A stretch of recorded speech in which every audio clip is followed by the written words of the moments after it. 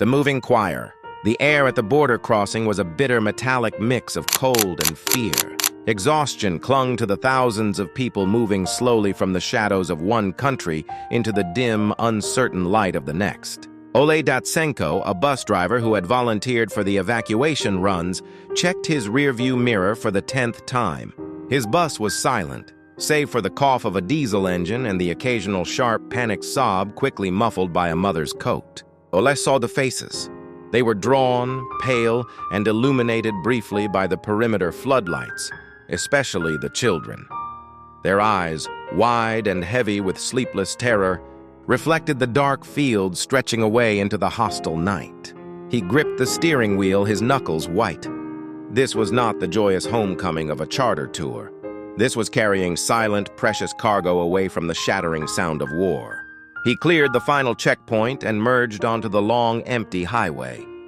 The official noise of the border was gone, replaced by a vacuum of silence that felt even heavier.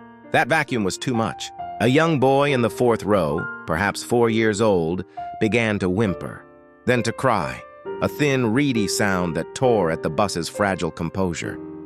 The mother tried desperately to soothe him, rocking and shushing, but the fear was too deep.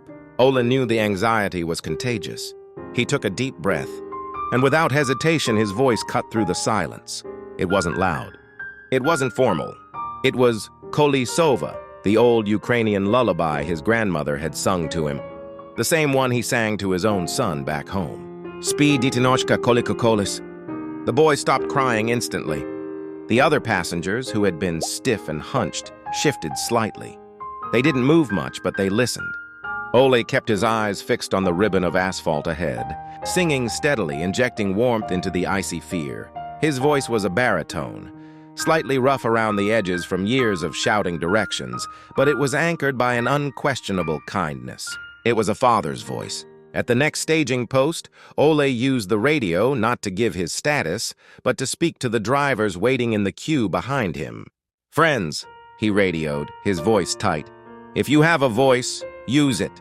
The darkness is too loud." The word spread faster than any news bulletin.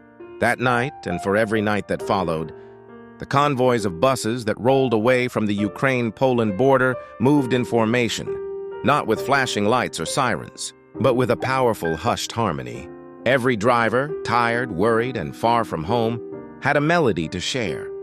The sound of their hundreds of passengers was no longer the sound of fear, but of quiet resignation, and slowly, of sleep.